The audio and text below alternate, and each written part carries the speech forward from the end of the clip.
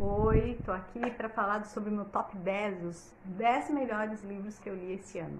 Alguns eu já fiz resenha, outros eu não fiz resenha, né? Alguns eu irei fazer resenha e outros não vou fazer, porque talvez não dê tempo e eu quero, na verdade, começar 2026 assim com os livros que eu vou ler em 2026, né? Então esse ano tive muito trabalho acumulado, eu não consegui ir gravando conforme eu acabava as leituras e as leituras foram avançando, né? Então vamos lá. Chega sem mais delongas, vamos o que interessa, que são os 10 melhores livros que eu li esse ano. Em 10ª posição, para mim, tá O Sofrimento do Jovem Werther, do Goethe. Então, esse é um livro que tem resenha aqui no meu canal, né, aqui no meu Instagram, e também tá lá no YouTube, que justamente fala sobre esse sofrimento de um jovem que se apaixona perdidamente por uma mulher e é um amor assim não correspondido, é uma dor, então tá em 10º lugar, tá?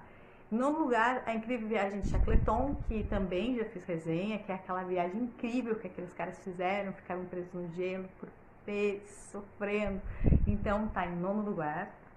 Em 8º lugar, tá O Contato, e esse tá aqui, esse eu não fiz resenha. Esse livro, na verdade, assim, eu fui ler por duas razões. Primeiro, que eu sou fã do Sagan, e segundo, porque eu me lembro muito do filme. O filme foi muito marcante para mim, que é um filme que foi estrelado pela Judy Foster e o Matt McConaughey. Então, é um livro que fala sobre se chegasse, né, a Terra conseguisse perceber um sinal de vida vindo de outro planeta. O que aconteceria? Quais são as consequências disso? Cientificamente falando, politicamente falando, né? Será que a gente ia estar realmente de fato preparado para isso? Então é esse livro que na verdade saiu do roteiro do filme, né? O Sagan roteirizou para o cinema junto com a esposa e aí depois vem o livro, tá? Então é um livro que está em 8ª posição. Em 7ª posição tá, esse eu também não fiz resenha, O Corcunda de Notre Dame, do Victor Hugo, tá? Que eu também li esse ano outro livro dele, que tá aqui, que eu não fiz resenha, que é O Último Dia de um Condenado, tá? Mas vou falar do Corcunda especificamente. É um livro sensacional, assim, historicamente falando. Tu pode se sentir andando por Paris, imaginando os prédios, mas é uma declaração de amor, até porque o Victor Hugo entende a arquitetura como parte de contar como o povo era, né? Que a gente tem tido muito essa discussão ultimamente sobre, até por causa da questão do cantor João Gomes em relação à casa e tudo mais, e aqui fica muito claro que de fato para o Victor Hugo a arquitetura é parte da história e parte das pessoas, né? Justamente por ser a catedral, ser um dos personagens mais importantes também da história. Já continuando, peraí. Então, só para concluir falando sobre o Corcunda de Notre Dame, esse é um livro que fala sobre a questão de como a gente julga o outro, né?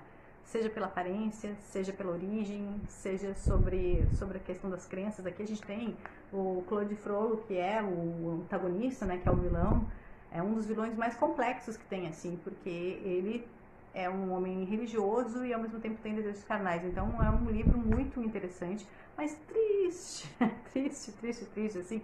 O Quasimodo, às vezes eu tinha vontade de pegar ele no colo de tanto assim pena que eu tinha do personagem, porque é um personagem que sofre assim do início ao fim do livro. Então, mas é um livro incrível, maravilhoso, tá? Depois do Corcunda de Notre Dame, em 6º lugar, tá O Processo, do Kafka, que esse eu fiz resenha, tem aqui também no meu perfil. Minha gente, pensa num livro doido. É um livro muito maluco, mas é um livro muito forte. Eu acho que justamente por ele ser um livro tão diferente, foi justamente que ele me pegou, assim, nesse sentido. Foi uma leitura difícil, não foi fácil, foi árdua, assim, mas foi muito interessante. E em 5º lugar, A Morte do Ivan Ilitch, que foi o primeiro livro do Tolstói que eu li esse ano, né? E o segundo foi A Felicidade Conjugal, que eu não fiz resenha, né? Mas que é um livro também absurdo do Tolstói, que fala sobre duas pessoas que se casam, enfim, uma série de coisas. Mas vamos falar da Morte do Ivan Ilitch. Que livro! É um livro, assim, que te deixa perturbado, que te deixa mexido, e esse eu também já fiz resenha, tá?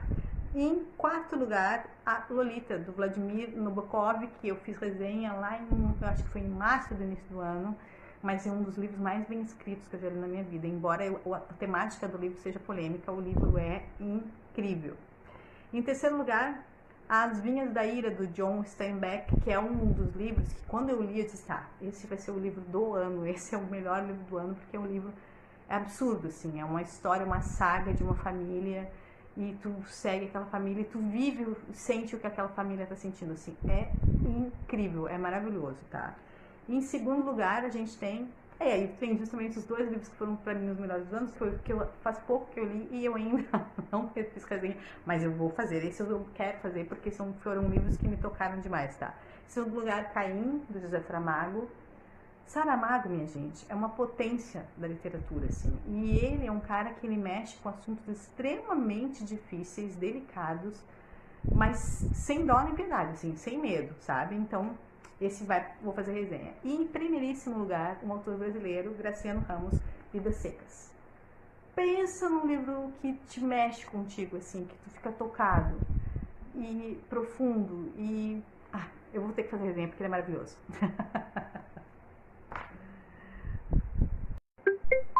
Então, como eu estava dizendo, esses dois aqui, minha gente, vão ter que resenhar porque eu estou assim, não tem como não falar desses livros, né? Então, em segundo lugar, falando Caim, Saramago, e em primeiro lugar, Graciano Ramos, que falar de um livro onde a gente tem um personagem tão inesquecível quanto Baleia, né? Mas aguardem quando eu fizer essas resenhas, eu vou colocar aqui pra vocês. E vou deixar um bônus aqui, porque normalmente eu não falo de poesia, mas eu li esse ano um livro de poesia, que é do Manuel de Barros, Meu Quintal é Maior que o Mundo, né? Que aqui é uma antologia em que reúne vários poemas dele de fases diferentes. E o Manuel de Barros é aquela pessoa que consegue traduzir o que é mais, de uma forma muito simples, a coisa mais sofisticada que existe, que é a vida, em todos os aspectos, né? Então, esse livro é muito, muito lindo, assim, eu fui lendo devagar, porque poesia pede isso, né? E aí vou falar também um bônus de um livro que não me pegou, para não dizer que eu não só falo disso, que só gosto de tudo, que foi um livro que eu não gostei, minha gente. Então foi Os Assassinatos na Rua Morgue, do Edgar Allan Poe, que aqui tem o Dupin, né, investigador, que eu sei que ele, na verdade, é inspiração para o Sherlock Holmes, mas eu não consigo explicar para vocês, assim, o livro não me pegou de jeito nenhum, na verdade são 3 contos do Poe e, assim, não deu para mim, assim, eu gosto muito de coisas de investigação, amo Sherlock Holmes, mas o Dupin, o livro não pegou. Eu achei que, o que eu posso dizer para vocês é que, para mim, pareceu que os crimes que estavam sendo descritos ali eram pouco críveis, assim, também pouco críveis as conclusões das investigações. Então, é isso, minha gente, não foi assim, não foi o livro que eu tenha gostado esse ano. Então tá aí meu top 10, eu li alguns livros a mais, né, como eu falei pra vocês, a Felicidade Conjugal, e não cheguei a fazer resenha sobre. E espero que o ano que vem eu consiga resenhar com mais tranquilidade, né, e assim conforme for acabando o livro, para não acumular tanto livro nos livros assim. Mas eu quero desejar um excelente Natal para todo mundo e que vocês leiam muito, assim, e se vocês puderem, quiserem comentar sobre esses livros, se vocês já leram, se não leram, se gostaram, se não gostaram, eu vou ficar bem feliz, tá bem? Beijo grande e até as próximas resenhas. Tchau, tchau.